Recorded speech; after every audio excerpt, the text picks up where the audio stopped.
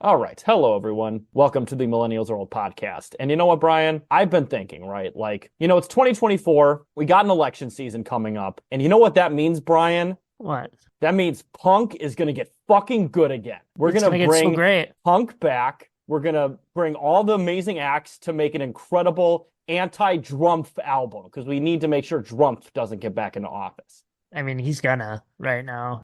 That is true, unfortunately. I know we're going to get all these amazing punk bands back together, but yeah, he's probably going to win again. But you know what? Once again, it's 2024. Punk is coming back. In fact, believe it or not, Brian, I'm going to a punk show on Saturday that I paid literally $1,500 to go see.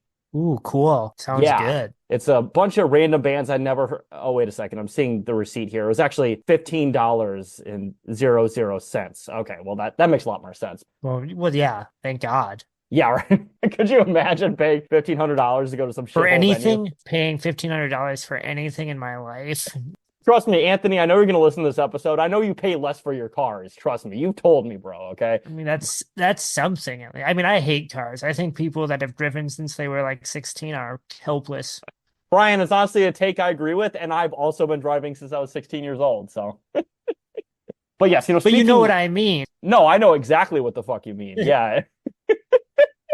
Yeah, I mean, shit. I mean, you live in a city with fucking good public transit, but yeah, I mean, But I didn't always. that is also very true. But yeah, back to topic. So once again, punk is back. And you know what, Brian? I think a punk band that could really come back is Poison Idea. Would you agree with that? Poison Idea are back at it. Actually, they've been for a while now. I think they're doing good. I mean, I haven't listened to them since Pig Champion died, to be honest. But you know what? With that in mind, with 2024 being the new rise of punk to take down Chuds and Drumpf, let's get into this album review. That was your idea, Brian, which was Feel the Darkness by Poison Idea. But before we get into that, let's reintroduce a segment that we've totally forgotten. I mean, one we're bringing back to this show, which is our millennial moment of the week. Now, I was going to say cringe millennial moment, but this isn't cringe, correct? I mean, it could be. It's debatable. It's more just like a generational topic point. There are things in it that could be cringe. It's more just a topic of interest, I think.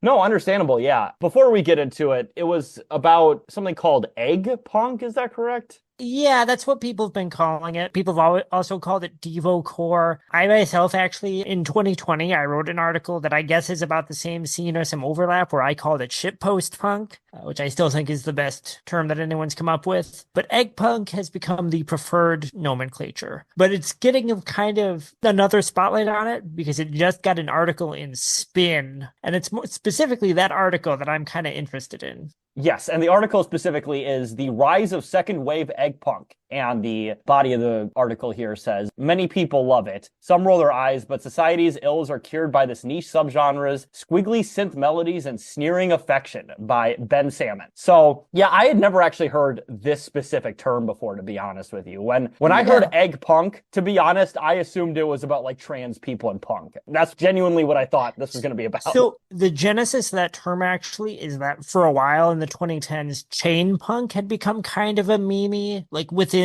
kind of punk subcultures phrase where you were saying like, I'm chain punk, which is sort of a tongue-in-cheek way to say like that your band did very traditional punk. You wore leather jackets, you were into chains, kind of street-oriented stuff. And in response to that, people started saying egg punk again in kind of a tongue-in-cheek way. And that referred to a specific type of punk that's also always been around. It's been around, for as long as there's been punk, but it's kind of this thing that's at the intersection of hardcore and new wave is how I would define it. So we used to call that KBD, probably until like 2016. And it's just a type of punk that's very lo-fi and it's fast and it's usually still pretty aggro, but it's maybe not so masculine and it's maybe a little bit weirder and artsier and it's kind of nerdy. Again, that's always been a type of punk, but in the last 10 years or so, we started calling it egg punk or Devo core or whatever. I've actually never really liked the idea of putting that in a specific genre, which is kind of what this whole article is about. So I have mixed feelings feelings about this spin article, but it's a very millennial and kind of like Gen Z centric thing. It's this very online, or at least very online aware type of punk that's kind of got like a forumsy vibe. Like there is something a little 4chan-y or a little maybe even something awfully about sort of the aesthetics. And I'm not saying the kids in those bands were on those forums or anything. It's just sort of, I think, part of their cultural subconscious. But it's usually got synthesizers, usually kind of, very lo-fi. It's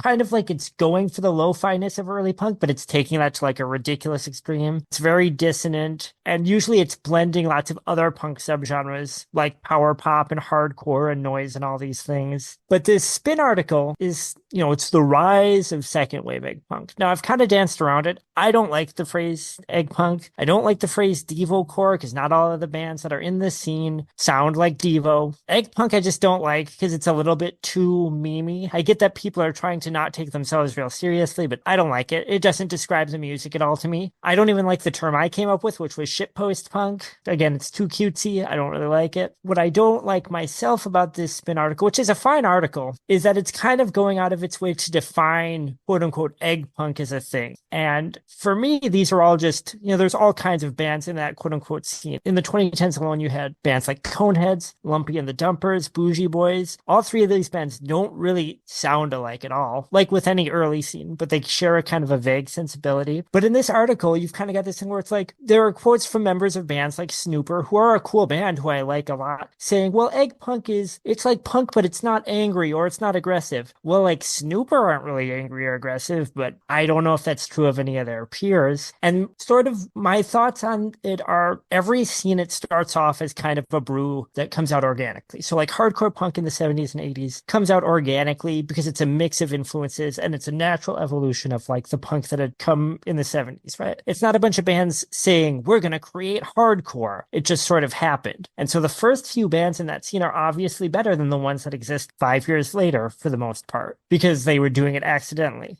And this article, to me, it's kind of taking a bunch of cool, interesting, like bands, and there were a lot of them. I made a whole playlist in the article that I wrote, which is now outdated because my article is 4 years old, talking about their commonalities and their differences. But here we're now saying this is egg punk, and you're going to get a whole crop of bands that maybe it's good for them, but they're all going to say, well, we're egg punk now. And they're just going to sound, they're going to check all these little boxes. Like, well, we're lo-fi, we have synthesizers, we're nerdy, we're egg punk, instead of just kind of accidentally being that. Yeah, it's kind of derivative. And that's how I feel. At the same time, one of the things that there are some quotes in this Spin article. I mean, I'm not really a fan of Spin. They're fine as pop culture magazines go. There aren't really many good pop culture periodicals, so I guess Spin are fine. But it's like, bands now self-identifying as egg punk. And I guess I don't see the point because bands that were big in the punk scene in the 2010s, like Lumpy and the Dumpers or Coneheads, they didn't really sound like any other band in punk at the time. They didn't sound like traditional hardcore. They didn't really sound like new wave. They didn't sound like no wave. They were like this weird brew. But I feel like in the 2010s, anyone that was into punk, you didn't say, oh, that's egg punk or this is this new genre of punk. You just thought like, oh, this is like a cool, weird punk band. And that kind of like made it seem more directly in line with, original punk from the 70s and the early 80s, was just that it was weird, Yeah, no, exactly. Like, I did read a little bit of the article that you mentioned earlier. And yeah, I was not familiar with any of these bands, I'll be honest with you. But like, if they're making a whole article about it, I'll certainly listen to it. And you said you had a whole article about it at one point, Brian?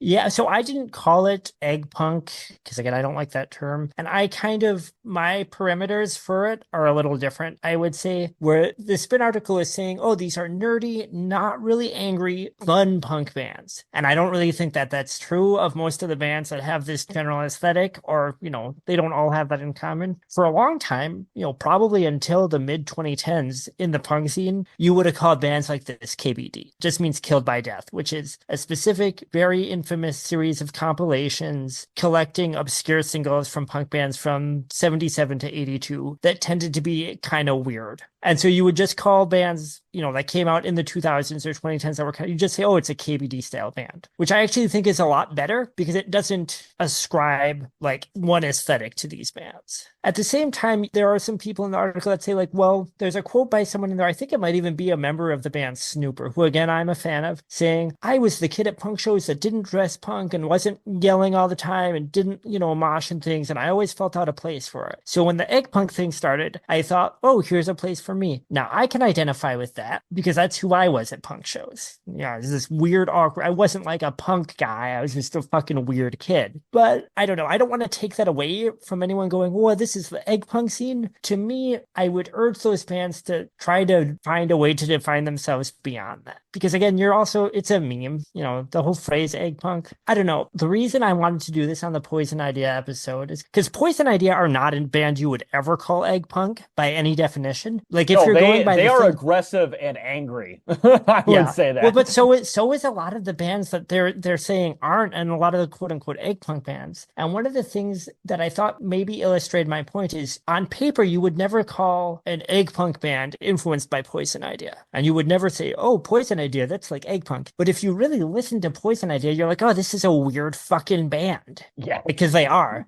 And before we get too much into our opinions on Poison Idea's Feel the Darkness, I do want to interject real quick, Brian, because I want to say, and this is totally off topic from the article, but I totally forgot to do my Millennial of the Week moment last week. Do you think we could get into that real quick? Yeah, of course. Absolutely. So yes, this is going to be my cringe Millennial of the Week.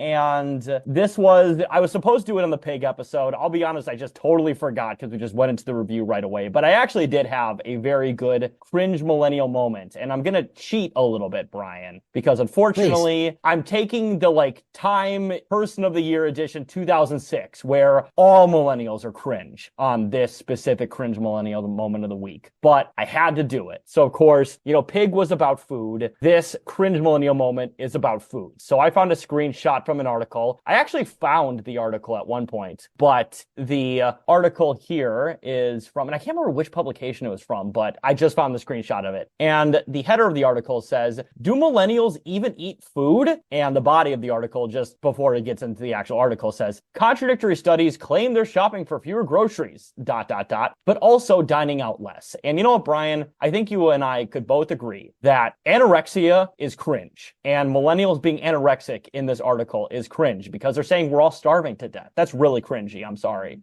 Yeah, it's fucking embarrassing. But this article here really is kind of the encapsulation of a lot of that really stupid, clickbaity article thing that in the mid 2010s did, where I was always millennials are doing this, millennials are doing that, millennials aren't eating food. Yeah, exactly. It's millennials are killing the food industry. Yeah, I actually did find one that said that, but I thought it was a little too on the nose. But yeah, it's just millennials kill everything, obviously. They kill coolness, they kill fun, they kill napkins. They kill comedy. They kill comedy, exactly. They killed sex in movies. Well, that one, we'll see, maybe. Yeah. Well, part of the reason, speaking for myself, that I'm not buying food is because I paid $1,200 for a studio apartment and I only have a mini fridge. Exactly. Yeah, it's kind of hard to buy more food when food has gone up, I don't know, some items 50 to 100% of what they were 2 fucking years ago. I mean, Jesus Christ. Get off my dick, article. Yeah, seriously. I probably am buying less food because I'm buying a little bit of food every day because I don't have anywhere to store it. But no, straight up, from 2 years ago, literally some of the foodstuffs that I bought have went up 100%. Of course, we're going to fucking start starving to death. Yeah, good, exactly. But yeah, so this article, that's very cringe on your part. I was joking about millennials being cringe. That article is fucking cringe. So just have to shit on that. And I did find some other people kind of dunking on it or whatever. And it's I don't know. It's already inflammatory enough. You dunking on it kind of makes it seem a little redundant. The article itself is the thing. And I actually did find a copy of the article, and it is a little less inflammatory and clickbaity, but it is still essentially just like, why aren't millennials eating out as much? And I'm like, I don't fucking know. We're Because poorer the than food other. sucks and it's expensive. Exactly. Like, I don't want to pay Fuck. $20 for a fucking meal I can make at home for $2 and sucks just as much. All right. Like, Yeah, exactly. And that was the name of the game with articles at that time. You had some bullshit header, some bullshit headline, and the article was probably fine. It was probably just a boring article, but the title had to be some statement of purpose, some inflammatory bullshit to make everyone read it.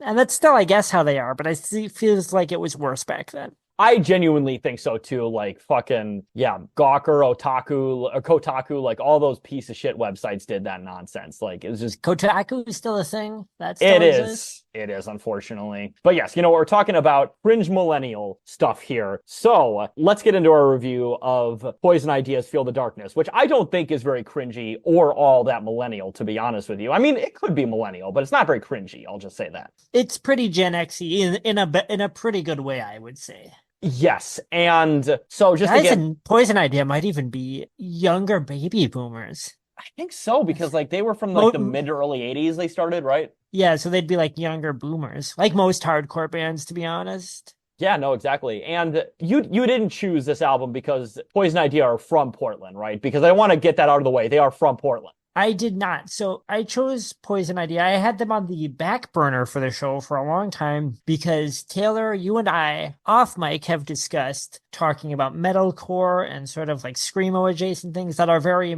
millennial focused. And one of my ideas was, well, if we're going to do that, then maybe an interesting thing to do would be to also look at like influential hardcore and post-hardcore albums, which is kind of more my milieu, and see if we could come up with, sort of a narrative of how that genre develops into what it became for millennials. And we'd already talked about Jane Doe by Converge, obviously. I have long held the opinion, like probably since I was 15 or 16, that a lot of screamo and metalcore bands were very influenced by Poison Idea. But it had nothing to do with them being from Portland. In fact, just to give you an idea of the type of asshole I am, when I was living in Wisconsin most of my life, I loved talking about Poison Idea because they're a great hardcore band, an iconic hardcore band. They're a little bit less famous than Minor Threat, Black Flag, Bad Brains, whoever. So you'd always keep them in your back pocket. If you were talking about punk rock with someone, you could whip out Poison Idea to show off a cool extreme band you knew that maybe wasn't so name droppy, or was more name droppy, I guess. But since I moved to Portland, everyone talks about Poison Idea all the time. So even though I love this band and I used to listen to them like every fucking day in high school, I find myself less interested in talking about them because everyone here is like, oh yeah, Poison Idea, the best band ever.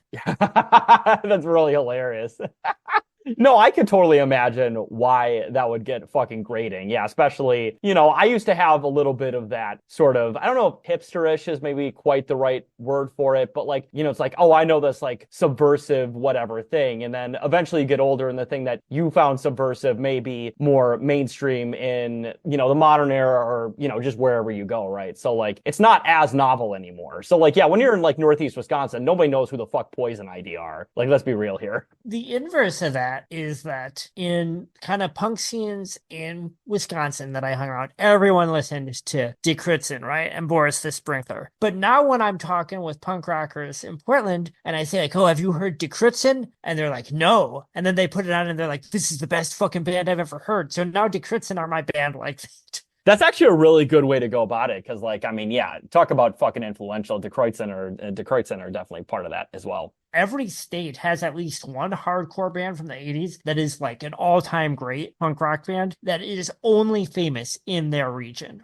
That is very true. Yeah. I would wonder though what like Wyoming or Alaska's version of it is though. I know a punk band from Wyoming. I'd have to think about it. I know I do, but I'd have to think about it. Alaska? I don't know. We can keep talking, but while we do that, I'm going to Google hardcore punk Alaska. Well, while you're Googling that, let's get into some details of the album first. So, as I mentioned, this is Feel the Darkness by Poison Idea. It was released in 1990, and a little trivia fact I have here is about the album cover. So, the album cover and the original pressing is taken from the back of God Bless Tiny Tim from the artist Tiny Tim, who is probably most famous to millennials as the guy who did the ukulele song on the very first SpongeBob episode. And it's edited to point a handgun to Tiny Tim's head. The 1995 CD reissue removed Tiny Tim from the cover. Now, I remember when I was talking to you about this when we were first researching this album before we recorded, and I thought that was in kind of poor taste because Tiny Tim was made fun of a lot for being a very unfortunate looking man. I'll just say that. But in doing research, I found out that Tiny Tim was a pedophile. So go fuck yourself, Tiny Tim. So, and I appreciate where you're coming from, Taylor. I don't really care about stuff like that in my punk rock. It's like, making mean jokes is, to me, that is part. I know it's become fashionable to say like, oh, punk doesn't have to be competitive. It doesn't have to be mean. It kind of does to me. Like, that's part of what makes it cool. So to me, I'm like, they're just it's just like a punk joke. It's not, Also, I don't think it's because Tiny Tim is ugly, because I don't know if you've seen any of the guys in Poison Idea. Their founding guitarist's name was Pig Champion. Is that the really big guy? Big motherfucker. Yeah, that guy was big. So I don't think that he was like dunking on Tiny Tim because he was like, well, this guy is ugly. Especially for the 90s, that guy was gigantic. Yeah. And nowadays, he's like a normal guy from Minnesota. Yeah, that's a guy you would see at fucking Walmart in Northeast Wisconsin. Yeah. Oh, Jesus Christ. Also, I don't really like Tiny Tim's music, and I like weird music and avant-garde music and weird psychedelic pop, but I don't really like Tiny Tim as an artist. Yeah, I was kind of neutral on him until I found out that he was a child molester, and I'm like, yeah, and no. Then you were like, all right. Yeah. Listen, Let's Brian, go. I've been reading some Ayn Rand recently, all right? I've been listening to Brad Bird's opinions now. Tiny Tim, R. Kelly, Coil collab. But, speaking of things that should involve parents, this album does not have a parental advisory sticker, which I was kind of surprised by, but I don't know if this album got a wide enough release to be able to get that sticker in the first place. Also, the parental advisory sticker was voluntary. If you were on a major label, it may as well not have been, and it still was an act of passive censorship. Like, I do believe that. I didn't know that it was voluntary. I'm surprised by it was. It's not like the ESRB where you pretty much have to if you want to release a video game. Well, the whole thing is that it is voluntary, but after they became commonplace, if you didn't have one, your record pretty much was not going to get distribution. Now, the good thing with a band like Poison Idea and a punk band like that is that your fan base probably doesn't care. Your mom probably isn't buying your records. Oh, and if they are, they're complaining that there was a bad poster in your Dead Kennedys album, Yeah. And then, so the personnel, so this is going to be a long one, so sit tight. We got Jerry A. on vocals, Aldine Strychnine on guitar, Pig Champion also on guitar, as we mentioned earlier, the very rotund gentleman, the Three Slayer hippie on drums, Myrtle Tickner on bass, Mondo, who did bass on the songs Plastic Bomb, Just to Get Away, Death of an Idiot Blues, and piano on Plastic Bomb as well, Tony Lash, who did piano on Allen's Fire, Bob Stark, who did piano on Welcome to Krell, and Kid Coxman, who played guitar on Plastic Bomb on the alternate mix. So a lot of people on this album, and once we get to the track listing, these lyrics and these songs are fucking incredible. Like, seriously. And I think I told you this earlier, Brian, if I'm not mistaken, but just to get this out of the way, this is my second favorite album we have reviewed on this show. I fucking love this album. This is great. Yeah, I love this record. I mean, this is my favorite record we've done on the show. This is exactly my type of music. I have lots of types of music, but like classic hardcore is right there for me. I kind of debated with myself a lot which Poison Idea record I wanted to do. Initially, I thought about doing Pick Your King and the Record Collectors EPs, which all together are like 35 minutes or 30 minutes or something when you combine both of them. And then I thought of doing Kings of Punk, which is probably my favorite by them, their first full length. But I was thinking about the whole metalcore thing because we do have more metalcore albums on the pipeline. And I thought like, Feel the Darkness would be good because that's it's more developed, but this is like the most metallic Poison Idea record. There are moments where I would say it's almost like crossover. No, 100%. In fact, once we get to it, my favorite song in the album, fucking Pantera covered it. Machine Head covered a song from this album. I forget which one. Oh shit, really? I did not know that. Yeah. Shit, I'm gonna have to look that up. But yeah, so it was on American Leather Records, which I assume is probably was like a small label. That's PI's record label, yeah. That's theirs. Okay. I don't know what else was on it. Probably some other Oregon punk bands. And speaking of, it was produced by the band as well. The original release of the album is 39 minutes and 23 seconds long. There was an extended version, but I did not listen to that. I'll be honest with you. I only listened to the original pressing. For our purposes, that's all that you need. That extended purpose is cool, but there's nothing on it that's essential. Like the original pressing of this album is pretty much perfect. It's a great punk record. Yeah, I'm not generally a big fan of extended cuts of pretty much any album, even if I fucking love the album, just because like the initial release that's usually what the artist had in mind. So yes. It's like there's no reason to necessarily have to listen to these extended versions. But if you want to, they're there, I guess. I'm fine with an extended version as long as it's just tacked on to the end of the original album. What I hate is when there's an album that the artist released with a certain track listing, and then an extended version comes out and they put the bonus tracks just in the middle of the album. Yeah, that shit blows. That's absolutely fucking terrible. If it's just tacked on as the last few tracks after the main album as this extended release is, then I'm like, fine, that's great. Then I have, some interesting little, morsels to check out if I'm interested in them. No, I 100% fucking agree on that. And then I was not able to find a production budget or sales numbers, but once again, I mean, it's a fucking independent band from Portland in the 90s. Probably did pretty well in like the hardcore punk community. Poison Idea had been around for a few years. So Poison Idea, they aren't like a Black Flag, a Dead Kennedys. They are a very highly regarded band within like punk. Yeah, exactly. A lot of those bands of that era, they weren't selling like gold albums or platinum albums or anything. Right. But yeah, I was not able to find a specific sales numbers, but that's totally all right. And then talking about acclaim, so on Amazon, this album has a 4.8 out of 5, and on Rate Your Music, it has a 3.7 out of 5, which Rate Your Music is generally a lot more fickle. So a 3.7 out of 5 is pretty good. And I would say this is probably similar to, I think we said the same thing about the Amoebics record when we did it. I would bet that the people that are taking the time to review this album are like fans of it. No one is accidentally finding Feel the Darkness by Poison Idea. Yes, and in fact, speaking of, that actually leads perfectly into the Amazon reviews. Now, there weren't that many Amazon reviews, but I did find some ones that I actually think you'll find pretty good, Brian. I'm not even joking on this. I am excited this time. Hell yeah. So our first review, and some of these reviews are extremely old. I found one from literally the first week of 2000. That's how old some of these reviews are. So that'll be very funny to pre-9/11 reviews here. You know what that is? The internet was new, and some like aging like punk guy was like, oh, I can finally get a new copy of Feel the Darkness. Ordered it and was so excited. That is actually the final review I have here, but yeah. Oh. But yes, let's get into it. So this first review here is from Amazon customer who gives us 5 stars. And the head of the review says, pure aggression. And the body of the review said, this album is hard and heavy. I actually got to teach my wife the difference between punk and metal with this album. This is an amazing album through its entirety. And you know what? This is the perfect millennial archetype. This guy is mansplaining punk and metal to his wife. That's awesome. I love it. That's interesting to me, because this album, to me, seems like it would almost murky the waters in what punk and metal are. This is a punk album through and through, but the metal influences in it are so unabashed. There's like theatrical moments. There's these big guitar solos. There's like thrashy, pinch harmonics. I'm not really sure what this person means. Yeah, I don't either. I mean, you mentioned on one of the songs, and of course we'll get into that one, but there's like fucking like Lemmy vocal delivery. Like, oh yeah. So this, not shocking at all. Poison Idea, huge Motorhead fans. I mean, obviously. And actually, Motorhead were a big band with like hardcore punks. Like probably as much as they were with like thrash metal guys, they were like the one metal band, I would say, for a long time that punks like were down with.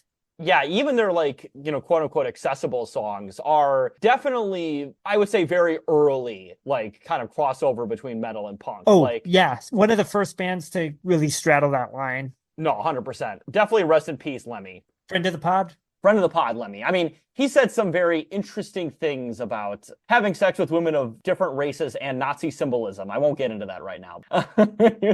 I care about one of those things more than the other one, and I'm going to let you guys imagine which is which. Yeah. Same.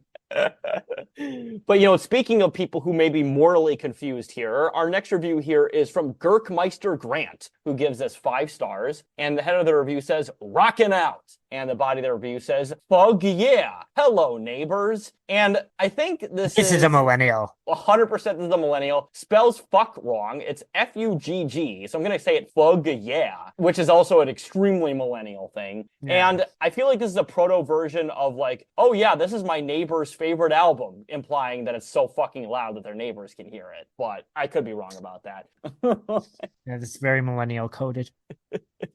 And then speaking of millennial coded, this is our final review here. And once again, I believe this was the one that was made in January of fucking 2000. So this is a pre 9/11 review, which are always my favorites because, man, the change between post 9/11 and pre 9/11 on some of these reviews is so stark. You can just fucking feel it. It's hilarious. So this review is from, and this is their fucking email account, but it's PelletierWakeman@yahoo.com. They put their fucking email as their username.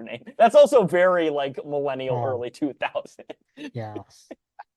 And they give this once again 5 stars. And the head of the review says, Poison Idea's best. And the body of the review says, the Kings of Punk really hit their stride on this one. Easily one of the greatest punk records of all time. Seamlessly combining hooks, speed, crunch, and emotion. This record is the crown jewel in this band's rich catalog. Their other albums are also great, but this is the place to start. Worth the price, and that's rare these days. Reach out and feel the darkness. And just a solid short little review.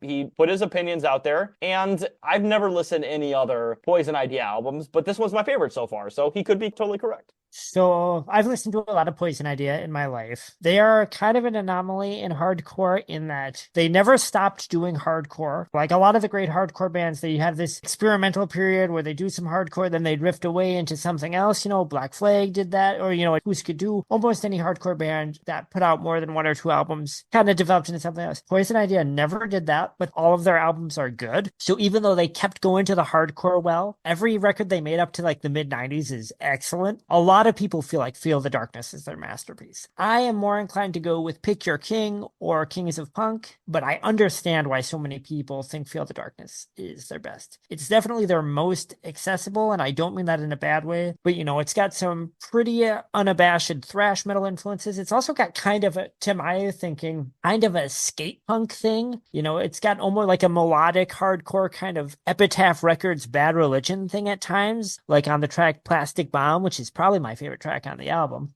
Yes, and also the album opener. So considering you just said the album opener here, let's just get into the track listings. So, and I just have a couple, like a sentence or two long description for each song. Same. So Plastic Bomb, once again, the album opener. It's got a fantastic instrumental to start the song off. I love the lyrics. Just a fucking great opener. Doesn't it kind of have like an operatic thing? I'm trying to remember. Oh yeah, with almost like a operatic, like a classical piano, which listeners were not expecting from Poison Idea at that time. And then it kind of breaks into this very metallic, almost like Nwabami kind of guitar lead before finally breaking into like kind of a melodic hardcore punk song. And when you said Nawab, you're talking about new wave of British British heavy metal. Yeah. Okay, good. Because I think I had mentioned that to you that I could kind of get that sense a little bit too, if I'm not mistaken. Oh, yeah. At least I put it in my notes. But yeah, I know I definitely felt that quite a bit here. But yeah, absolutely great fucking album opener. Like, it's not my favorite song in the album, I'll be honest, but it's probably in like my top 3. I do love this song quite a bit.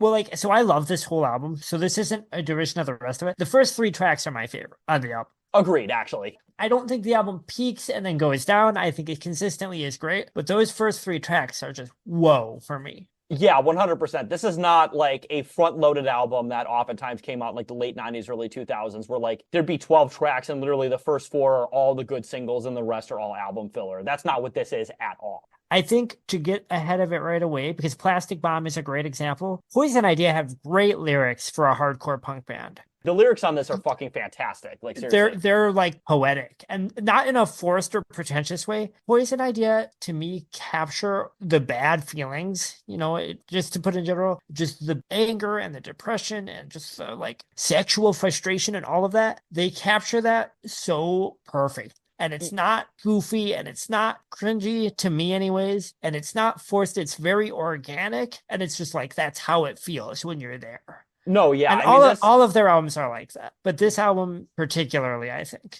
No, absolutely. Like, I mean, the lyrics on this album, I think, are good renditions of a lot of different themes. Like, one of the songs I think is very clearly about like mass surveillance, and one of them is about just policing in general, like the police state, addiction, like anger, like relationship and family turmoil. Like, there's a lot of really fucking great lyrics and pretty varied on each song in this album because, like, one or two songs will be about addiction, and then one or two songs will be about, like I said, like the police state or mass surveillance, or I think one's even about like environmental like degradation and stuff like that. Like, it's all very varied, which I appreciate quite a bit. Like, just as an example, maybe this will sound cringy when I say it, but there's a couplet in this song, Plastic Bomb, that's so good. And I remember this was the first Poison Idea song I ever heard when I was like 15, by the way. The lyric is, wrapped in a fur, trapped in a cancer, swan song's over for the littlest dancer. And I remember hearing that at 15, and I'm used to like my hardcore lyrics being like, TV Party or something, which I also love. And I was just like, whoa, what the fuck is that? Swan song's over for the littlest dancer, trapped in a cancer. I was just like, fuck. Yeah, no, definitely good shit. But yeah, definitely a great album opener. And then, so the second song on here is called Deep Sleep. And the song's much faster. Definitely not as, operatic, or I would say as like new wave of British heavy metal. I think it's like a fairly straightforward like punk song, right? This also might be, this is the other contender. These first three tracks are all neck and neck. This might be my favorite on the album too. This is a song just about the bad feelings. One of the things about this, and really about their hardcore songs in general, I mean, all their songs are hardcore, but some of them are more straightforward than the others, is that Poison Idea, even when they're going full on hardcore, they slip all these weird little spices kind of into the mix. So Pig Champion had a really weird way of playing lead guitar where he'd fit in all these weird chords and these weird leads, and he'd bend and twist. And he was very influenced by Greg Sage from the band Wipers, another like cult Portland band who were not hardcore at all. They were like art punk kind of. So he really snuck these kind of weird off-kilter influences from Wipers, and then also from like Japanese hardcore, which he was really into, kind of jazz influenced like noise solos. And I think that really adds a lot of flourish to it. So even when Poison Idea are just being a fast, short hardcore band, you'll keep coming back to it and hearing this weird little interesting thing on guitar. At least I do. No, absolutely. And I don't know if maybe I was reading something into this, but I also do think, and maybe this is offensive, but I'm not entirely sure, I think this song, Deep Sleep, also could have a secret meaning of jacking off or gooning. So I think this song is about being fucking horny. It's not fucking wanting to die and wanting to just get fucked up and wipe all your feelings. I definitely think there is an element of sexual frustration to Poison Idea pretty explicitly. But yeah, I was reading some of these lyrics. I'm like, oh, this could be about somebody going to their goon cave. God, imagine Pig Champion gooning. I don't want to. No. I've seen it before. But, speaking of not jerk off songs, so the third song is The Badge. And of course, this is obviously an anti-cop song, a cab song, if you will. And there's one lyric that is just delivered so amazingly. And it's actually in reference to a series of propaganda posters back in like the 60s, 70s. And it's called Some Still Call Him Pig, which is like a cop responding to various things. And it's like, well, you call him a pig, but he's like saving the community or whatever. And also, I think this is funny getting a kitten out of a tree. Yeah, but like also, some still call him Pig. We just reviewed a movie called Pig that was shot in Portland. Brian, was that a connection you were trying to make? Yeah, for sure. Do you think there's somebody where you thought it was like The Wedding Trough? Like somebody was like, wait, is this a movie about The Badge? Like, is this about Pig Champion? Yeah. Is somebody watching the Nick Cage trailer and like, wait, is somebody gonna call him Pig? They better not.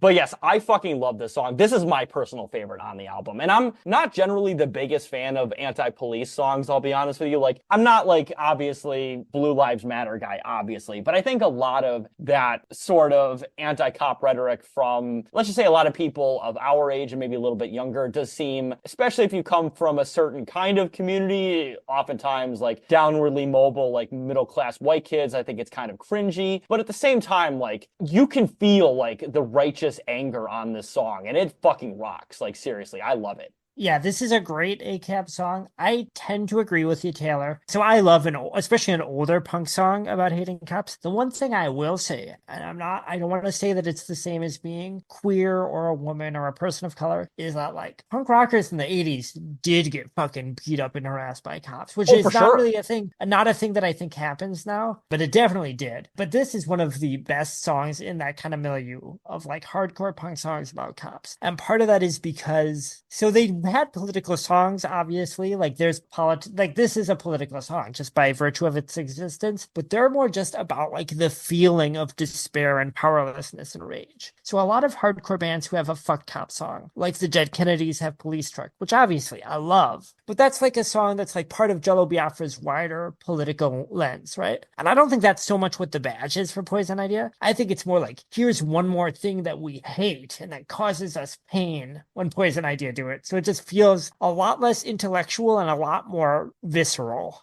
No, exactly. And, we've talked about obviously the lyrics on this album. We haven't like mentioned any of them explicitly, except for the one you mentioned on Plastic Bomb, but I really want to get into the lyrics on this song specifically. So it opens with young and dumb, truth and justice fantasy, fresh out the academy, first time loser, bust his head, make your day. Unless you're paid off, then you look away. Do you think this corruption will ever stop? What makes a person want to be a cop? Ran a red light, storm his house and bust the guy. Do you like to see his children cry? Pick up a hooker, take her for a little ride, but get sucked off on the side. Sworn to serve and protect, forget the killing, badge wearing fascist villain. Like, God, I love this shit. And then, of course, some still call him pig as the refrain there. But yeah, some of the stuff is just awesome. Yeah, just a couple notes, I guess, about Jerry and Pig's lyrics. I feel that a big influence and a big ghost that looms over Poison Idea in general is Darby Crash of the Germs, who you could argue were the first hardcore punk band. Their first demo was called Darby Crash Rides Again, but Darby was famous for having very stylized, very poetic lyrics, even though he was like an early punk singer, which at the time was kind of revolutionary. He was very verbose. Did a lot of literary references and things that you just didn't see, a lot of punk lyricists doing at the time. And I think Poison Idea are really pulling a lot from him, although they're more explicit, whereas he was a little more abstract. Another thing that I just want to point out about this song, because I think it's cute, there's a part where they say, the badge means you suck. The badge means you suck. And this is a neat thing, is a quote from a very obscure Texas punk band called AK-47. Their first single was called The Badge Means You Suck. And I just think it's neat because it's such an obscure song, and it was even more obscure pre-internet, that they're just like, oh, we're going to throw this little reference to this song that we love. Because Poison Idea, famously, they were hardcore punk record nerds. Like a lot of the guys in the foundational hardcore bands will say that they weren't really into hardcore.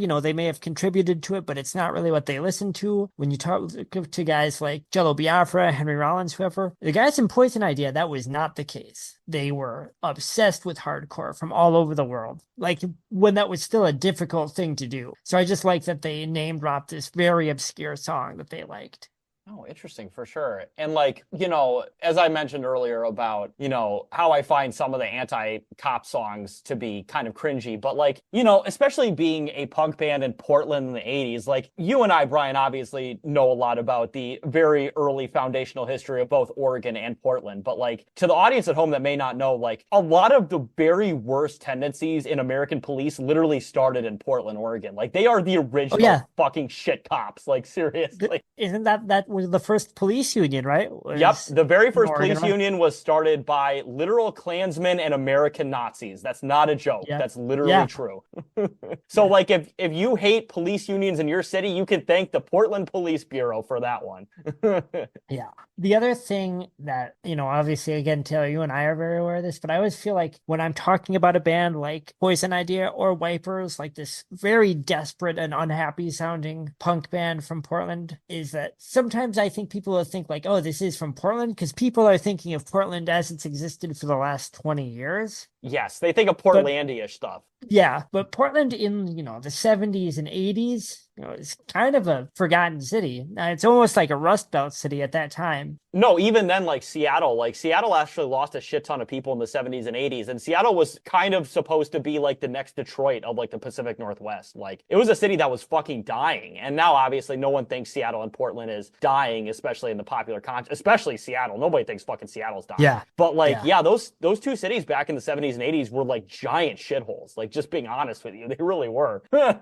Yeah. But, you know, speaking of possibly shithole situations, so the next song on here is Just to Get Away. And I also love the lyrics on this song. I think, is this a reference to like Charles Starkweather, or am I wrong about that? Because I like think it is. this feels like, yeah, Natural Born Killers. Obviously, this came out before Natural Born Killers, but this feels like a Charles Starkweather, or maybe even like a more punk version of like Born to Run or something like Yeah, that. I had that same thought, that not necessarily Starkweather, but yeah, Lovers on the Lamb song. But again, it's a lot more desperate and aggro feeling, because that's just how Poison Idea always are. But yeah, this song is just, the lyrics to it have just another pulsating kind of allusion to violence and sexuality in it, which is a big part of Poison Idea. Exactly. And there's also reference to a 16-year-old girl. So hopefully he's also 16 or 17. But either way, like, yeah, there could be like a Charles Starkweather thing, because of course Charles Starkweather had a underage young lady that he took on his murder rampage. But Badlands type thing, yeah. exactly. But the reason I thought it was Charles Starkweather, because it says, grabbed a gun, I've got a date with the devil, 2 tons of steel, 100 miles an hour. And I'm like, you know, I'm sort of thinking it's a bit maybe more violent than just simply wanting to run away specifically. Yeah, you know what I mean? yes. But no, this is also a fucking fantastic song. I really love this song quite a bit. Not as good as the first 3 for me, but still a really fucking solid song.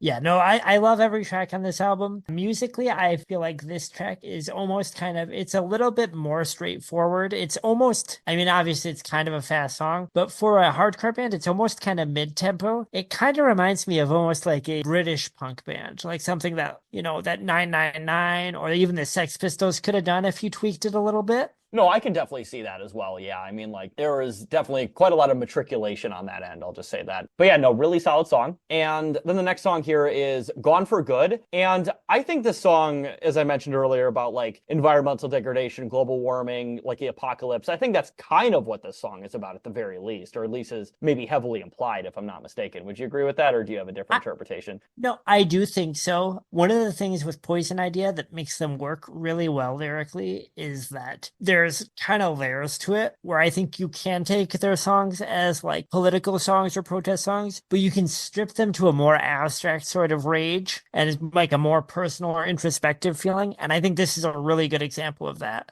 No, for sure. Absolutely. Like, so some of the lyrics on this one is, clock is ticking, running fast. I like the sight of steel and glass. Endangered life we need to kill while swimming in an oil spill. Claustrophobic, waiting for impending doom. We'll all be dead, so we won't care, but all the children will still be there. Greedy bastards never learn. It's gone for good. It won't return. And stuff like that. It's like, that's been like the boomer mantra forever. Like, you know, we're going to fucking ruin the world, but our kids will deal with it. It'll be fine. Yeah. Yeah, we'll be gone. They'll figure it out. But yeah, that's definitely why I thought this song was, you know, maybe about like, yeah, environmental degradation or like the apocalypse, global warming, really any kind of like, you know, just hollowing out the earth for profit kind of song. And for Poison Idea, that's pretty explicit. I mean, they obviously have a few songs that allude to politics. This might be as explicit as they ever got about that, about a political message. Yeah, and also very explicit for an American punk band. As we talked about on Amebix, like the political side of punk was way more explicit in the British side than it was in the America side, or at least was more forefront at the very bare minimum. That's actually a good point. I'm glad you brought that up, because we did talk about that quite a bit in the Amebix episode. So it's funny that we're talking about this album now that for the most part is so kind of abstract in its angst. Yeah. And then speaking of abstract, so the next song on here is Death of an Idiot Blues. And this was the only song that, so I did look up the lyrics on all these songs, but this was the only one that I could not find the lyrics for. I genuinely looked. Do you know what the lyrics are in this song? Because I had no idea. I don't. And you can't really understand them. I kind of wonder if it's just Jerry just kind of howling and yarling, and that's why. This is one of my favorite tracks on the album, I think. The thing that I think I like about it is that, so there are, you know, obviously there's a lot of songs that are about a minute and a half long on here, which is just kind of Poison Idea showing off their like hardcore roots and their muscles. And then there's a few songs that are a little bit longer and that have kind of these weird twists and turns and guitar solos and are kind of very bass heavy and kind of almost have this like rolling, again, kind of Lemmy influenced bass. And this song is, I think, probably the best example of that. It's just a sludgy, nasty song. Exactly, yeah. Like whatever interpretation you want to get from it could be accurate. It could, you know, obviously not. But at the same time, like this is definitely a little bit more up to your interpretation of a song. Probably the most on this whole album, I would say. Yeah, actually, I was thinking, I don't know what the lyrics are, and I didn't think to look for them, but I'm looking now, and nobody has the lyrics for this song. Yeah, that was literally the only song that I usually go on genius.com to find lyrics, and they're Yeah, usually pretty same. accurate. But yeah, Yeah, I couldn't, Genius is good. yeah, could not find a single one. They usually have pretty good annotations too, but this one only had an annotation for the badge. That was the only annotation I could find, and it was about the propaganda posters that I That's was it. mentioning. Yeah, I saw that too, and I thought that was interesting because I feel like Poison Idea, because their lyrics are kind of literary and kind of open to interpretation. I thought that would be a really cool band to give a lot of annotations to. So I was surprised that there weren't any. Well, Brian, you certainly could because you gave us some good ones, especially on the badge, as you mentioned, for that one lyric. Oh, The that's badge true. means you That's a suck. good idea. Like you could That's a add good idea. Oh, that. maybe I should. And then, so the next song on here is Taken by Surprise. And I do like the lyrics on here, but this one's a little more abstract than some of the others. So I didn't quite find a meaning out of it. But this is still a really solid song, once again. Yeah, I kind of feel like this album can be divided into like thirds. So you've got, let's say, the first 5 or so tracks, I think, are kind of them coming out the gates and showing kind of all of the tricks they've learned since their last full length, which was Get Loaded and Fuck and Kings of Punk. And they're going like, okay, here's how we're taking it to the next level. They're showing us all their metal influences and things. But then you've got this kind of midsection, which would be, I guess, tracks 6 through 8, which are, I think, a little bit slower. And they're not slow by any means, but for Poison Idea, they're kind of slow. And they have these weird bass kind of attacks. And it's almost like them doing their own kind of like almost grunge or post-punk or something. Lyrically, I don't really, this is another Poison Idea song that to me is just about angst and just about feeling hateful and depressed and horny. And it could be any of those things. And I'd be like, hell yeah. And it would make sense, I think. Yeah. Oh boy. And then, so next song on here is Alan's on Fire. And at least to me, like this is definitely one of the more like explicit songs on what the meaning is. Like this to me sounds like it's about like some sort of relationship or like familial turmoil. Like it seems pretty blatant to me. Yeah, I think this is about, I think of it as like kind of a dying romantic relationship or a dysfunctional or codependent romantic relationship, but it could be familial too. This is again just a really visceral and kind of rough song lyrically, but also musically. Again, one of my favorites outside of the first 3 that just hit so hard, because this is kind of a weird track. For me, the high points of this album, once you get past those first 3 songs, are these songs where they're kind of fucking around and they're kind of going, okay, we're hardcore, but we're going to have these weird bass lines and we're kind of going to have these weird tempo shifts and things. And like this song for me, I think I told you this was one of the ones where I feel like Jerry is like choking on the words in his throat. He's like howling them out. Oh no, absolutely 100%. Like just the vocal intensity from Jerry is phenomenal in this album. Like I really want that to be clear. Like the lyrics are great. The vocal delivery, especially for punk, is fucking incredible. Cause like, you know, I've been listening to the Kings of Punk, is that the podcast? Yeah. Which is a great, you know, quasi Cumtown style, like, you know, punk podcast by a bunch of guys from like upstate New York, which is it's the only punk podcast that I can stomach. No, and it is genuinely really good. It's in reference to the title of course, a Poison Idea album. And like they talked about on like one of the first episodes where like there's this kind of idea that punk has to kind of sound like shit or be kind of stupid or not sound good, but like that's not true at all. Like punk can kind of be almost anything you want. And like having incredibly like, verbose or not necessarily vague, but you know, multi-tiered lyrics and having like good instrumentation, like that can still be fucking punk very clearly. And this album is a great representation of that, because like if you listen to this album, nobody would ever say this album sounds like shit or it sounds stupid or it sounds like unfinished, but this is clearly punk. Yeah, and it's even instrumentally like, I mean, let me be clear. Poison Idea were always great musicians, but they suffered from the same thing that I think a lot of great hardcore bands do, where because the music they were playing isn't on its face complicated, it's not necessarily showing off the way that like a prog band or a metal band would. People don't realize that they are playing really tight and really good. And parts of this album to me, it almost seems like Pig Champion and the other members are going like, okay, we're going to write some stuff that sounds complicated. We're going to make sure everyone knows that we fucking know how to play, even though we're a punk band. Exactly. Like we're not big dum-dums. We know what we're doing. Yeah. But yeah, definitely a great track on here. And then the next track is Welcome to Krell. This song, I think obviously the song's very clearly about some sort of amphetamine or cocaine bender or something like that. But a nice short and fast punk song. Is this just the shortest? No, it's not. I think the last one is the shortest. But this is like a less than 2 minute long song about a guy who's going through a fucking fucking bender. So again, Poison Idea, they really hit the bad feelings well. Like they really capture the bad feelings, and you can tell it's not like a pose. They're not just writing about it to be like edgy or angsty. Like they're in it. This song hits, like you can tell, like, so Poison Idea were really, really into stimulants, to put it mildly. And you can feel that in this song. Like they really capture that fucking feeling, I think. Wait, you're telling me a band from Portland is really into stimulants? Really? I know, right? What else were you going to do in Portland in the 80s or early 90s, I guess? But yeah, literally not a whole lot to do in Portland in the 80s from the sounds of it. Like, Portland didn't really become a cool place until, I would say probably, seemingly at least until like the late 90s, early 2000s, right? Yeah, I would say. And I think the feeling that Poison Idea really capture and all that angst, and I think this is true of a lot of great hardcore punk, is this feeling of like boredom. You're stuck in this place that you hate and you have all these feelings busting out and you have nowhere to put them. So you have to put them in this just intense, just bludgeoning music. Yeah, no, exactly. And like, we're talking about cool things, right? Like, do you think that, if Poison Idea tried to come up now, like, would they make songs about all the like bullshit restaurant concepts that exist in Portland now or something? Like, I mean, they probably wouldn't, but I bet there are some good punk songs being written in Portland about them. Yeah. Some pig influenced punk. Oh yeah. Oh, that's a hilarious idea, that's for sure.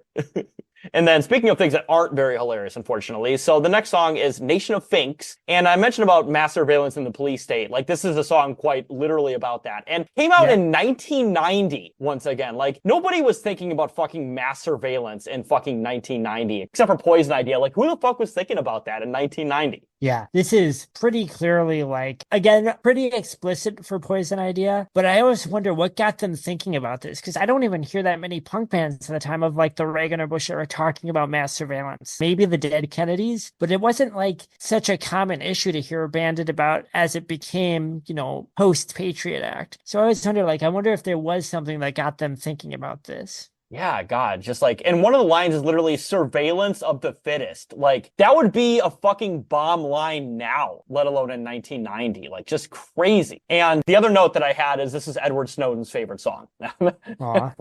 So the opening lyrics to this song, I mean, I love Poison Idea's lyrics. The opening lyrics to this song is, when I was young, I had one law: be quiet about the things I saw. A kid who tells on another kid is a dead kid. I just love Snitches get stitches. That's a Fall Out Boy song, right? I believe so. But yeah, some of the other lyrics are, can't speak out, your phone is bugged. Can't fight back, they keep you drugged. Land of the free, that's what they think. Home of the slave, nation of finks. The walls have ears, the hills have eyes. A polygraph will show your lies. Get parole or lose your soul. And like, talk about mass surveillance. I mean, we're recording on software right now that's probably literally uploaded to some fucking like Prism like program fucking now. I've given up on the concept of privacy. Oh, yeah, me too. Like, I jack off in front of the webcam all the time on purpose, just so they know what they're dealing with. No, just, hey, I know you're watching. And I like it. I like it, yeah. But also, like, a polygraph will show your lies. Of course, we all know polygraphs are complete bullshit at this point. But, like, that was, like, kind of seen as, like, the smoking gun for a lot of people. Like, oh, I hope they don't make me take a fucking polygraph, even though... I think it still is for a lot of people, just because it was beaten into our heads through, like, television and movies for so long. Yeah, exactly. And, like, to the audience at home, if a cop asks you to take a polygraph, first off, you can say no. But even if you do, it's not admissible in court. Like, it is literally useless at determining literally anything, like, straight up. They want you to take it because if you score bad, they can use that against you. But if you get a result that says that you are telling the truth and they don't like that, they just won't, won't be taken into account. Exactly. Or they can even lie, because the police can basically lie about anything during an interrogation. They can lie at any time they want about anything they want. Other than not telling you your rights, they can lie about pretty much about anything. They can tell you that they already know you did something. They can tell you that they have you on tape. They can tell you they have your DNA, and that cannot be true. This is all a little bit of a tangent, but I think Poison Idea would appreciate us talking about it. No, absolutely 100%. So, as always, if you're brought in for questioning, just shut the fuck up, invoke your fifth, and get a lawyer. That's the best thing I can tell you. No reason to talk without a lawyer, ever. 100%. You will never talk your way out of going to jail if you're already in custody. And then speaking of things that may be a little bit less horrifying, so this next song is Backstab Gospel. And this song, I also think, like, this one's kind of all over the place in comparison. Like, not going to say it's the most vague of all time, but I didn't quite understand what it was saying. It almost kind of seems like stream of consciousness kind of stuff a little bit in comparison to some of the other songs. I think it sort of is. And I do kind of think that a lot of Poison Idea lyrics can be sort of stream of consciousness in a good way. In a good way, sort though, of yes. just like spewing out all this negativity, you know, all these kind of bad feelings, as I keep saying. But I think this is an example of that. I do think this song is just a fucking barn burner. Like, this is them. And I mean, after we get to the next couple of songs, I'll kind of talk about these songs as a batch, because that's kind of how I feel about them. This is like a fucking perfect, fast, fucking hardcore punk song, I think. No, absolutely, 100%. And then the next song in the album here is Painkiller. And this one's a little less stream of consciousness. This one's very clearly about either literally painkillers, or I think it could even be about alcohol, too. I mean, it says 80 proof sweat on here, Battle with the Bottle. I think it's about alcoholism, because, again, like, along with amphetamines, Poison Idea, their members had big drinking problems. And they didn't seem to have any illusions about what it was doing to their bodies or their brains. But yeah, I thought it was either about that or alcohol, but I was definitely leaning more towards alcohol. But I was willing to open up my mind that it could have been about literal painkillers. But yeah, it seems like also, alcohol. I had that same thought, is that it could be about even just like doctors prescribing dangerous medicines. But I think it's specifically for Poison Idea, I think it's about booze. Exactly. I started to think of these like 4 tracks, this chunk of the album, as so up to this point, you've got, you know, your kind of metal-y tracks, which have them flexing their muscles, doing some kind of instrumental, showing off a little bit, and, you know, some kind of, I guess for them, slower tracks where they're doing this Lemmy influence kind of almost rockabilly bass thing. These last 4 tracks, up until we get to the climax of the album, I always feel like that's like Poison Idea going, okay, now we're going to do some like classic hardcore, like what we're known for. Because when this album came out, it was still pretty iffy for a hardcore band to put explicit heavy metal influences in. That still could get a lot of people thinking you were corny, or that you were giving up on punk, or whatever dumb thing punk teenagers thought back then, you know. But Poison Idea made their bones in the 80s as like a intense, loud, fast hardcore band. So their album Pick Your King, just to give you an example, is 13 songs in 12 minutes and 40 seconds. Oh, wow. Jesus. Like, that's the type of hardcore they did. So I always feel like maybe this batch of songs is them going, okay, we've shown you all this other stuff we can do. Now we're going to like show you that we're still about it and do some like classic hardcore. Yeah, exactly. And, you know, speaking of definitely doing something different than making less than a minute long songs, our penultimate song here, Feel the Darkness, which is also, once again, the title track, and also by far the longest song in the album. I think the song is 5 minutes and 50 seconds long, which is extremely long for a punk song. Like, that is very especially at the time. Long. This is the only other track outside of those first 3 where I'm like, oh, this might be my favorite on the album. Like, this is up there with those first 3 for me. Yes, this is really good. This is not necessarily like a fast song. It's very, almost kind of reminds me a little bit, maybe I'm wrong about this, but this sounds like literally like an epic song. Like there's like a story being told. Like kind of sounds like somebody, you know, says, yeah, you walk the streets because of your bad habits, watch the past with another hot rinse, meet a man who will make your dreams come true. Your worst nightmare just began for you. Like this sounds like it could be like a short story about somebody who's maybe down in their luck or an addict or some kind, meeting somebody who like either literally or figuratively like a snake oil salesman who takes them for a fucking ride, and a bad ride.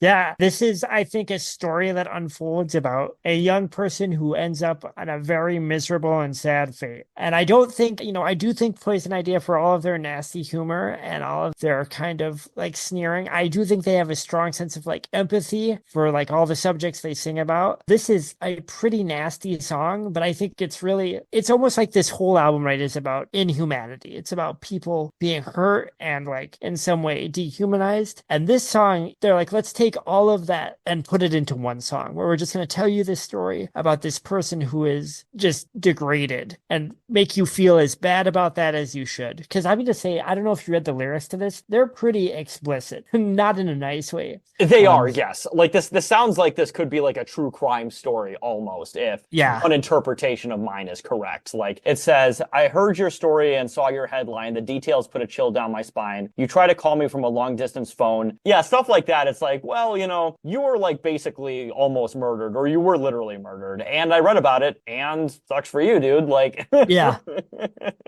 Yeah. Steel shines handcuffs in the moonlight. Feel the darkness. Now you're one of us, which I have some thoughts about what that is specifically about. Oh yeah, what are your thoughts about it? I think in that line that it's about like a gang rape.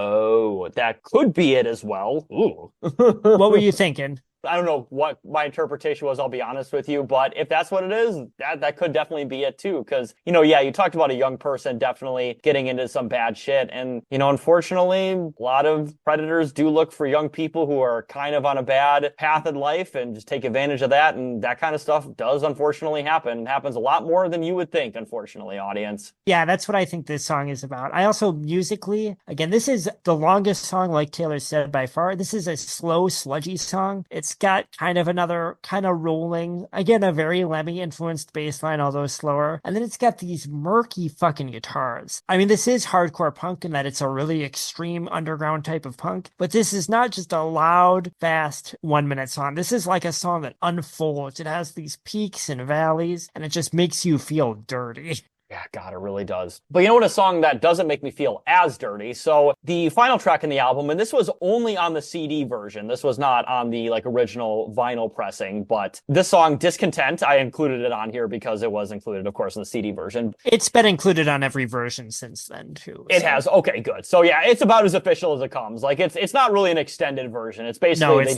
they tacked on an extra song here, but I love this song. This is a really good Nazi punk's fuck off song. Like that's a whole genre of fucking punk song in itself, of course, very famously from the Dead Kennedys song. And if you're going to make a Nazi punk's fuck off song, a Portland band doing that is probably the best area to do that in. Oh, yeah. Especially back in the 80s and early 90s, I could imagine. Oh, yeah. Holy fuck. That would have been, obviously, I didn't live here at the time. I lived in Wisconsin, but that would have been at the peak of, what did the far right call it? The Northwest method? Yeah, the Northwest Imperative or something Northwest like that. Imperative, thank you. But yeah, they wanted to take Washington, Oregon, and Idaho and turn it into a white supremacist area. But yes. I have a theory about why this song was added on. Now, the most obvious reason, and probably the likely one, is just that they had more room on the CD than on the LP, so they could tack one more song. But I've always thought this was a weird album ender because the title track is it feels like the album was meant to end with the title track to me because it's such a dark song. It goes on for so long, it feels climactic, right? But I sort of was wondering today, re-listening to this, if maybe they tacked this on because Poison Idea, even though they're not a fun band, they are a band that's sort of about empowerment, right? It's about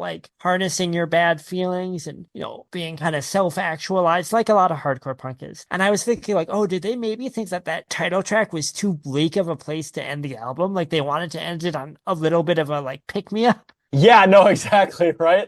Empowerment anthem, after all the negativity, listen, you can fucking empower your community by telling the literal worst people in your community to go fuck themselves. And, you're gonna kick their asses if they show up. 100%. I really loved this song. Like I said, I do love the whole Nazi punks fuck off sort of sub-genre of, fucking punk song, and this is a really good rendition of it. Well, and a recurring theme for Poison Idea is this idea that, like I said, they don't really talk about politics in the protest kind of Dead Kennedys crass way where they're here are my thoughts about the news and here are my thoughts about theory that I've, you know what I mean? Which is cool. And I like bands like that too. I love Crass. I love the Dead Kennedys. But Poison Idea's feelings are more my life sucks and my world sucks and here's why. And if they become political, it's because they're recognizing something happening right in front of them. And one of the things that they write about a lot is how you can't really change the world. You can't change the government. You can't change the country. And it's a little fatalistic, but it's but you can change your environment. You can change how you interact with people. You can at least, a recurring theme is you probably can't start a revolution, but you can at least not abide sexism and racism or whatever in your life. And I think that's kind of what this song is it's an extension of an earlier Poison Idea song from the Pick Your King album called It's an Action, which is basically saying hey, there isn't a lot I can do, but I can at least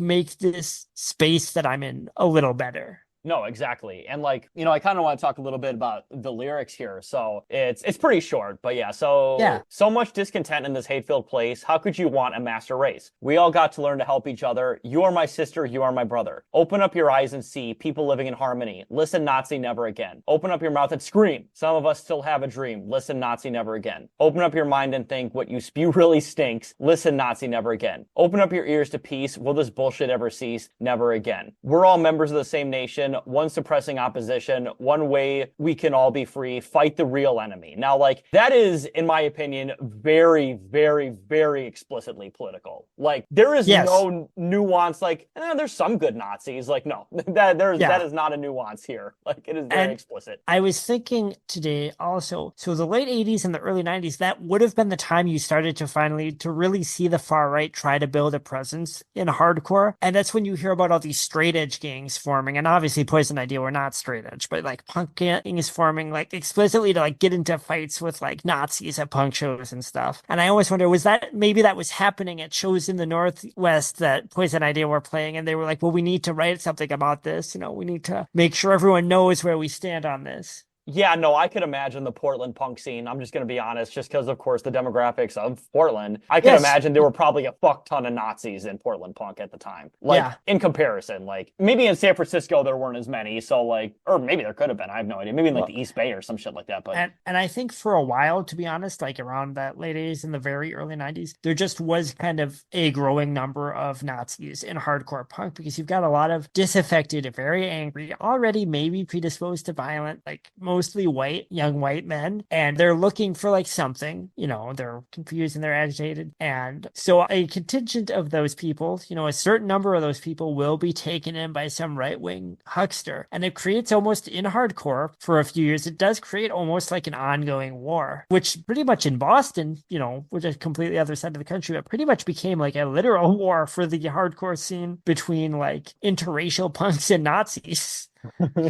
Yeah, God, just a really interesting time and place for sure. Good Lord. But yeah, so that is the album Feel the Darkness. Do we have any final thoughts before we end our episode and get to the pluggables, Brian? If you love punk rock, I would even say if you love thrash metal and you love Motorhead, I would highly recommend this album. It's very lyrical for the genre. It's also just very tight. It's very heavy, and it feels real. Like there's no I know we say this about every hardcore band. There is no bullshit. These are just guys that were like feeling that pain, and they were screaming out about it and trying to make their life a little bit better. I'd also say if you like this album, Taylor, this goes for you, but anyone listening, I think this is a great place to start for Poison Idea, because it's pretty accessible. Obviously, if you like hardcore, you like this, but also there's some stuff on here for thrash metal fans or no album fans or even like fucking Bad Religion fans. But if you really like this, I would say go for their Kings of Punk album, which has kind of a hardcore mixed with like traditional rock and roll vibe, or their Pick Your King EP, which is the fucking most unhinged hardcore album of its time. Again, it's 13 songs in 13 minutes, and every song kind of flows into each other, almost like a deranged dark side of the moon. Listen to Feel the Darkness if you like the type of music we talk about on here, because if you like fucking Amoebics, if you like metalcore, you'll probably like this album. And if you really like this album, listen to some more Poison Idea. They're one of the best to ever do it. No, 100%. I'm going to echo basically all your feelings there. Because like as somebody who didn't really get into punk until basically my early adulthood, of course, when I met you, and even a little bit before then, but definitely in my early adulthood, like I've definitely gotten into punk more so over the years, but a lot of it is fairly inaccessible for me because of course I just didn't grow up into it. But this is something that if you're a fan of both metal and punk, like just straight up, this is a great album to get into. Like maybe entry level isn't quite the right word, but like if you're looking to get into punk that's a little bit more beyond, like not the Ramones. Yeah, not the Ramones, not like early 2000s pop punk. If you're willing to go like maybe a layer or two deeper, this is a great album to get into 100%.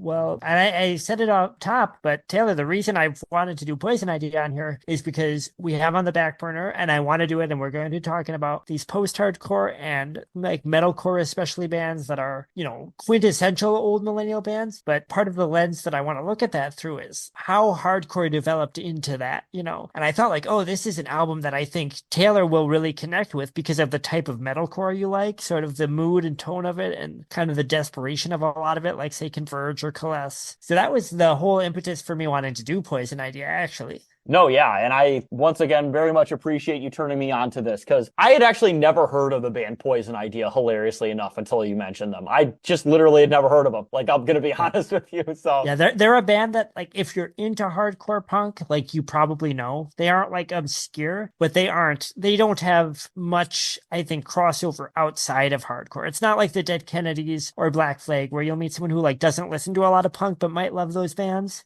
or definitely knows somebody like either knows Jello Biafra or fucking Henry Rollins just from their not music side. You know what I mean? Right, Like, exactly. Poison Idea are similar to Amoebics in that they're what you might call a patch band. Go to a metal show or a punk show, and you'll see a guy with an Amoebics patch and a guy with a Poison Idea patch. I could definitely fucking imagine that. But yeah, so that is our review here. Brian, do you have any pluggables? Just continue looking us up on Millennials Are Old Pod on Instagram, as well as Millennials Are Old on Facebook. Argue with me, yell at me, harass me. I need to find another way to post because I'm sick of posting as myself on the internet. So maybe I'll just pivot to harassing people as Taylor full time. I'll be like, hey, this is Taylor, and I'll start DMing women. Yes, please. That would absolutely be hilarious. But yeah, speaking of pluggables and sexually harassing women, I'm not actually going to be doing that in real life, obviously. But so my pluggables are, of course, as always, my Twitter account, Carlos Chantor on twitter.com. You can follow me as I only follow e-girls. I don't harass them. I just acknowledge their existence by following them. That is all I do. I am not horny on main. I want that to be clear. My e-girl policy is the same as my trolling policy. Strictly look but don't touch at this point of my life. I follow the prime directive when it comes to e-girls.